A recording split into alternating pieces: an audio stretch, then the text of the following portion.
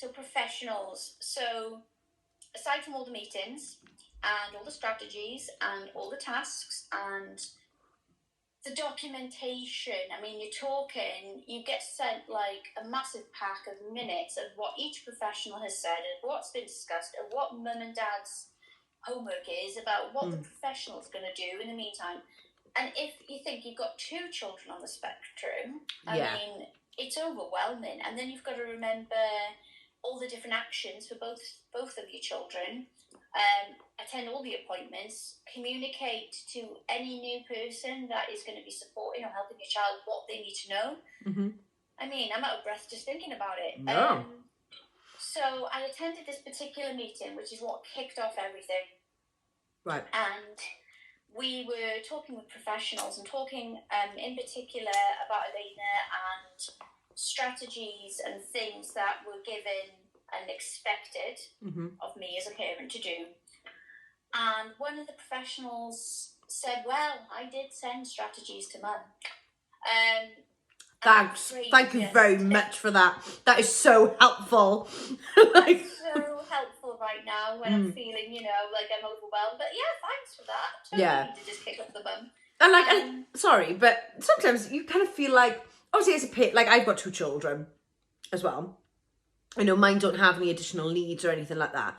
But sometimes I want to brain my children anyway, So I can only, that's a mum thing. Our mother used to tell us this. Hello, we know you're watching. Yes, you used to threaten to brain us all day. Oh my word.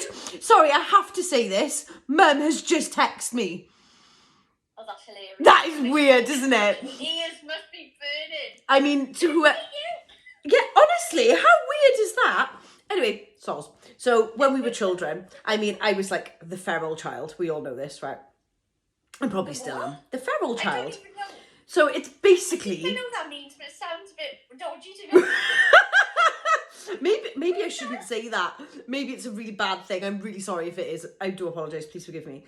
But just call yourself the wild child. We'll go with that. That's basically what that's what I think it means. If it's something totally different, please somebody educate me. But I think we're gonna have to Google it after this and decide whether to include it. I know, we may like cut. But yes, so basically if I had been the first, I'd have been the last. Bear in mind there's 5 of us. So that was a phrase that was used quite often in our home, wasn't it? Oh, I'm gonna bring you. Still there. Oh, it's cut off there. I know. Sorry, So, I am here. At the moment, I can't. Can you hear me? Sorry, my phone keeps locking and it stops talking. So what I was saying was that phrase was used often.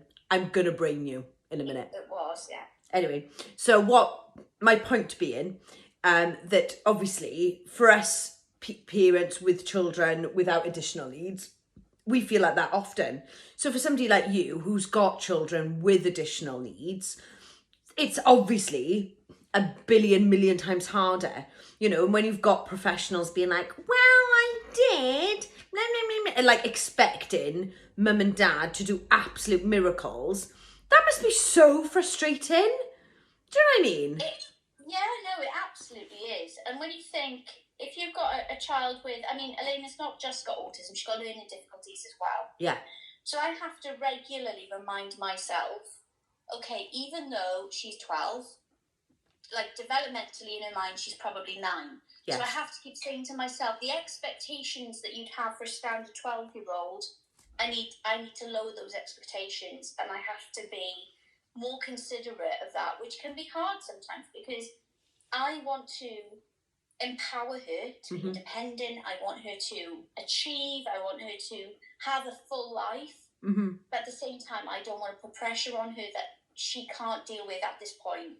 So that is the challenge for me, is regularly reminding myself, because she's so high functioning, that just be aware, is she not doing it this way because she's not ready for this step yet? Yes. So that can be tough. And then for Lucas, I've learned Makaton levels 1 to 4 so that I can try a different form of communication for him to, again, empower him to find his own way of communicating that works for him. And he's still young and it takes time. but Makaton is a proven tool that really helps with communication. So that is what I've done to support him. Yeah. So going back to this professional meeting, to have a professional say, well, I did my bit, essentially, you know, Mum, what's your excuse? You know, that's not what she said, but let's face it, that's what she meant. So it just it really bugged me. Like, it hit me in the gut, and I just thought, my goodness, like, what do I say to that? Because a lot of these strategies that are sent on reams of paper in booklet form, and if you think you're sent from different professionals, I'm going to throw out there maybe 6 or 7 different people sending all these different things, and you're thinking, where the heck is that? Like, where do I even start to look to find this thing?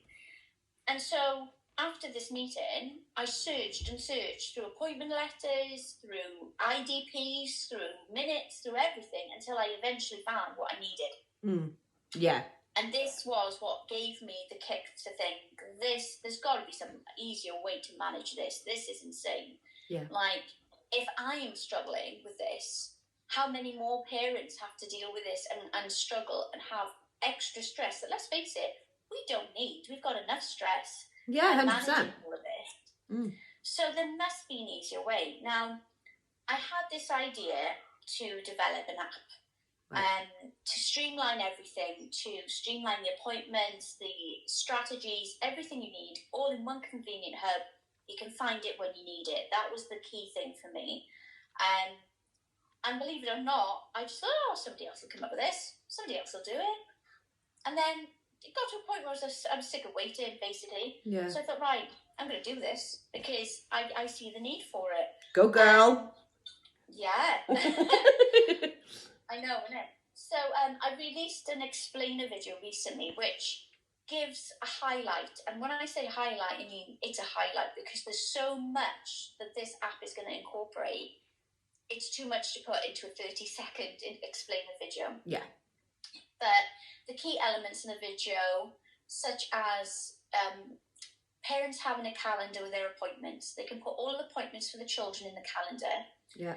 They can set themselves on a status as busy or away. So if the professionals are using this platform as well, and they want to ring the parent and discuss a possible appointment or any concerns, and they see the parent is on busy, they know not to disturb them. And the reason I found that important for me was if I decided, you know what, I'm going to take some annual leave, I'm going to have a day off, and I'm just going to look after myself, and I'm going to get some bits done that I need to, but essentially, that day is for me. It's like all these professionals have a sixth sense. They're like, oh, she is available. And literally, there was one day I had 4 different phone calls from different professionals, all in that one day, and I thought, are you serious? It's my day off. Yeah. How did they know? I mean, they didn't know, but I just thought to myself, it's one of those days where I just needed a bit of self-care. Yeah. And I was just handed by these professionals, and I just thought, I just wish they knew I was busy. Yeah. So that was one of the reasons I had that as a function, was to put yourself as busy, or obviously available if you are available. Yeah. But just so that parents can prioritise their well-being a little bit. 100%. Yeah. And with making those appointments, that can directly and automatically be put into a visual routine chart for your child. So another chore that, it is a chore because a lot of children on the spectrum need visual support for the routine for the day. Yeah. And at the moment, I've currently got a whiteboard with pecs and images for each step of the day. You're talking get up, have breakfast, get dressed, brush your teeth. Every step has an image to support routine.